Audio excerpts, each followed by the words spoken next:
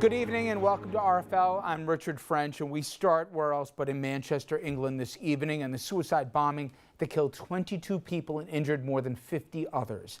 After the Ariana Grande concert last night, an unbelievable scene. Police, they've identified the suspect bomber, made another arrest, and ISIS has taken credit, but U.S. intelligence not yet verified whether they were responsible. Let's go live to Manchester now with Ariel Reshev.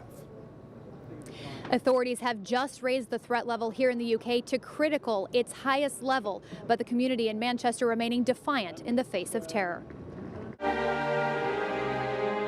A vigil outside City Hall today for the victims of last night's deadly attack. You cannot defeat us because love in the end is always stronger than hate. In London, the royal family pausing to remember those who died. This mother and daughter enjoying Ariana Grande's concert last night at the packed Manchester Arena. The show was just wrapping up when they heard an explosion. We just ran. I don't really know which entrance we came out of. We just ran. A crowd of panicked teens and their parents climbing over seats and railings trying to get to safety. I was terrified, and people were running up the stairs and dragging people on the floor, and by the time we got up to the top, there was smoke everywhere, there was blood on the floor. Officials say 22 people died in the attack, among them 8-year-old Safi Rose Russos and 18-year-old student Georgina Calendar. This picture of Georgina with Ariana Grande in 2015. Police say a 23-year-old man has been arrested in connection with the attack. Authorities carried out 2 search warrants in the city's suburbs. They believe the blast was caused by a suicide bomber who died after detonating an improvised explosive.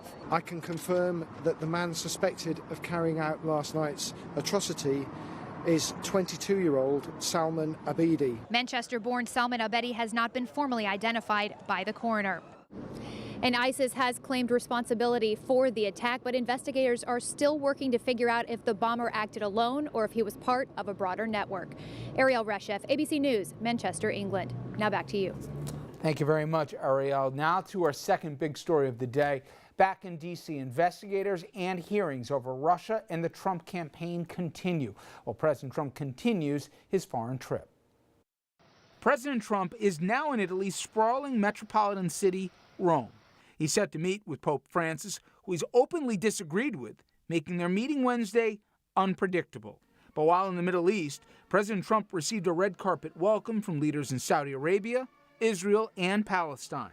The president stressing he hopes for a peace deal between the Israelis and Palestinians. But as he basks in praise over his meetings abroad, the president's potential legal trouble here in Washington might be getting even worse. Russia is a ruse. I have nothing to do with Russia.